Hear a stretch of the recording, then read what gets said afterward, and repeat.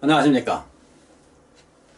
오늘 아침에는 연애신 부조와 손지자 빅주에 전한 사람들 213페이지에서 218페이지까지를 읽어드리겠습니다. 제20장 애굽에서의 요셉. 한편 요셉은 그를 산 사람들과 함께 애굽으로 가고 있었다. 대상이 가나안 국경을 향하여 남쪽으로 여행할 때에 소녀는 멀리 아버지의 장막 주위에 있는 산들을 분별할 수 있었다. 그는 외로움과 고민 중에 있을 그의 사랑하는 아버지를 생각하고 통곡하였다. 다시 도단에서 일어났던 광경이 그의 앞에 떠올랐다. 그는 성난 형제들을 보았고 그를 향한 그들의 사나운 눈초리를 느꼈다. 그가 몸부림치며 애걸할 때 그를 향해 쏘는 듯한 모욕적인 말들이 그의 귀에 쟁쟁하게 울렸다. 떨리는 마음으로 그는 장래를 내다보았다. 귀엽게 고이 자란 아들이 멸시받고 의지할 데 없는 노예가 되다니 얼마나 큰 환경의 변화인가. 친구도 없는 외로운 몸. 그가 가고 있는 낯선 땅에서 그의 운명은 어떻게 될 것인가. 한동안 요셉은 억제할 수 없는 슬픔과 두려움에 빠졌다. 그러나 하나님의 섭리 가운데서 이러한 경험조차도 그에게 축복이 될 것이었다. 다른 방법으로는 여러 해 걸려서도 배울 수 없었을지 모를 것을 그는 몇 시간 안에 배웠다. 강하고 부드러운 사랑을 가졌던 그의 아버지는 편애와 관대로 그에게 해를 끼쳤다. 이 지각 없는 편애는 그의 형제들을 노엽게 하였고 저들을 자극하여 그를 가정으로부터 분리시키는 잔인한 일을 하게 하였다. 그의 편애의 결과는 또한 요셉 자신의 품성에도 나타났다. 그때그때 시정되어야 할 결점들이 이제까지 조장되어 왔다. 그는 자부심 강하고 가혹하게 되어가고 있었다. 아버지의 부드러운 포효에 젖은 그는 이방인이요 노예로서 그 앞에 있는 어려움을 이겨내며 아무도 포효해주지 않는 쓰라린 생애를 살아야 할 준비가 전혀 되어 있지 않은 것을 깨달았다. 그때 요셉의 생각은 그의 아버지의 하나님께로 향하였다. 그는 어린 시절에 하나님을 사랑하고 경외하도록 가르침을 받았다. 때때로 그는 아버지의 장막에서 야곱이 그의 집으로부터 도망해 나와서 방황하던 때에 그가 본 계시에 대한 이야기를 들었다. 그는 여호와께서 야곱에게 약속하신 언약과 그 언약이 어떻게 성취되었는지에 대해 들었다. 곧 필요할 때에 어떻게 하나님의 천사가 그를 교훈하고 안위하고 보호하셨는지에 대해서 들었다. 그리고 그는 사람들을 위하여 구주를 준비하신 하나님의 사랑을 배웠다. 이제 이 모든 귀한 교훈이 그의 앞에 생생하게 떠올랐다. 요셉은 자기 조상들의 하나님이 자기의 하나님이 되시리라는 것을 믿었다. 그리고 그곳에서 그는 여호와께 자기 자신을 완전히 헌신하고 이스라엘의 수호자 하나님께서 그가 유랑하는 땅에서도 그와 함께 계시기를 기도하였다. 어떤 환경에 처하더라도 하늘 왕의 신민답게 행동하여 하나님께 충성을 다하리라는 고결한 결심으로 그의 영혼은 감동되었다. 그는 한 마음으로 하나님을 섬기며 그의 운명의 시련을 인내로 당하며 날마다의 의무를 성실하게 수행하고자 하였다. 이 하루의 경험이 요셉의 생애의 전환점이 되었다. 그 무서운 재난이 그를 응석 부리는 어린아이에서 사려 깊고 용감하고 자제력 있는 어른으로 변화시켰다.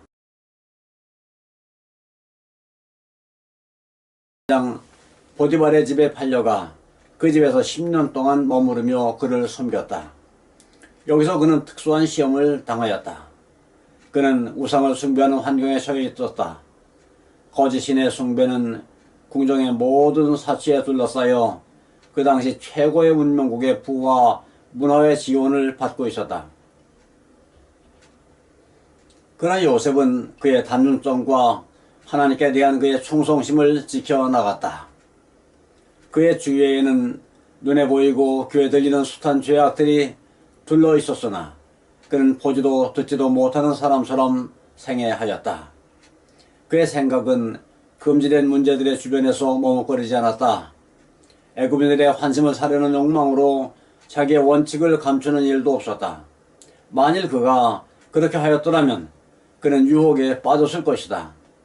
그러나 그는 자기의 조상들의 종교를 부끄럽게 여기지도 않았으며 그가 여호와를 경배하는 사람이라는 사실을 숨기려고 애쓰지 않았다. 여호와께서 요셉과 함께 하심으로 그가 형통한 자가 되어 그 주인이 여호와께서 그와 함께 하심을 보며 또 여호와께서 그와 범사에 형통케 하심을 보았더라. 요셉에 대한 보디발의 신임은 날이 갈수록 두터워져 마침내 그는 요셉을 자기의 모든 소유를 다 주관하는 가정 총무로 삼았다. 주인이 그 소유를 다 요셉의 손에 위임하고 자기 식료 외에는 간섭하지 아니하였더라. 요셉이 돌보는 모든 일에 현저한 번영이 따른 것은 직접적인 기적의 결과가 아니다. 그의 근면과 보살핌과 정력에 하나님의 축복이 함께하였다. 요셉은 그의 성공을 하나님의 은혜에 돌렸고 우상을 숭배하는 그의 주인까지도 그것이 비할 데 없는 번영의 비결이라고 인정하였다. 그러나 견인불발하며 잘 관리된 노력이 없었다면 결코 성공을 거둘 수 없었을 것이다. 하나님께서는 당신의 종의 충성스러움으로 영광을 받으셨다. 하나님을 믿는 신도가 순결과 정직으로 우상 숭배자들과 현저한 대조를 나타내는 것, 곧 그렇게 함으로 은혜의 빛을 이교의 흑암 가운데 비추게 하는 것이 그분의 목적이었다. 요셉의 유순함과 성실함은 히브리당의 마음을 샀으며 그는 요셉을 노예보다는 오히려 아들로 생각하게 하였다. 그 청년은 지위가 높은 사람들과 박식한 사람들과 접촉하게 되어 장래의 애굽 총리 대신이 되는데 필요한 교육, 곧 과학과 어학과 직무에 관한 지식을 얻었다. 그런 요셉의 신앙과 성실은 불같은 시련을 겪어야만 하였다. 그의 주인의 아내가 요셉으로 하여금 하나님의 율법을 범하도록 유혹하려고 몹시 애썼다. 지금까지 그는 이교도의 나라에 범람하고 있는 부패로 말미암아 오염되지 않았다. 그러나 매우 돌발적이요 아주 강하고 매우 매혹적인 이 시험을 그가 어떻게 대처해 나갈 것인가. 요셉은 저항의 결과가 어떻게 되리라는 것을 잘 알고 있었다. 한편에는 은총과 총회와 보상이 있고 다른 편에는 수치와 투옥과 죽음이 있었다. 그의 장래의 전생애가 일순간의 결정에 달려 있었다. 원칙을 어길 것인가? 여전히 하나님께 충실할 것인가? 천사들은 말로 표현할 수 없이 염려하면서 이 광경을 바라보았다. 요셉의 대답은 종교적 원칙의 능력을 드러내준다. 그는 지상에 있는 그의 주인에 대한 신의를 배반하지 않을 것이며 결과가 어떻게 되든지 간에 하늘에 계신 그의 주인께 참되게 행하고자 하였다. 많은 사람들은 그들의 동료들의 앞에서도 죄스러워서 하지 못하는 그 일을 하나님과 거룩한 천사들이 살펴보는 눈앞에서 마음대로 자행한다. 그러나 요셉은 하나님을 맨 먼저 생각하였다. 내가 어찌 이 큰 악을 행하여 하나님께 득죄하리이까? 고 그는 말하였다.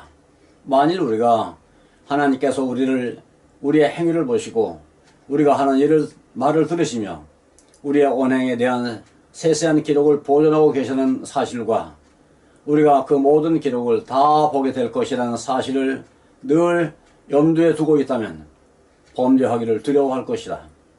청년들로 하여금 저들이 어느 곳에 있든지 무엇을 하든지 항상 하나님 앞에 있다는 사실을 기억하도록 하라. 우리들의 행동 중에 어느 하나도 보시지 못하는 부분이 없다. 우리는 지존하신 분께 우리의 행동을 숨길 수 없다. 인간의 법률이 때로는 준엄하지만은 그것을 범하고도 발각되지 않은 채 무사히 넘어가는 수가 종종 있다. 그러나 하나님의 율법은 그렇지 않다. 지금까지 어두운 밤중일지라도 죄인을 숨겨주지 못한다. 자신이 홀로 있다고 생각할지 모르나 모든 행위를 주목하는 눈에 보이지 않는 목격자가 있다. 마음의 모든 동기가 감찰하시는 하나님 앞에 펼쳐져 있다. 모든 행위와 말과 생각이 마치 이 세상에 단 한 사람만 있는 것처럼 분명하게 기록되고 온 하늘이 그를 주목하게 된다. 요셉은 그의 성실함 때문에 고생을 당했다. 그의 유혹자는 그에게 더러운 죄를 씌워 고소하였고 그로 인해 감옥에 들어가게 함으로 복수하였다. 만일 보디발이 요셉에 대한 그의 아내의 고소를 그대로 믿었다면 그 젊은 히브리 청년은 그의 생명을 잃었을 것이다.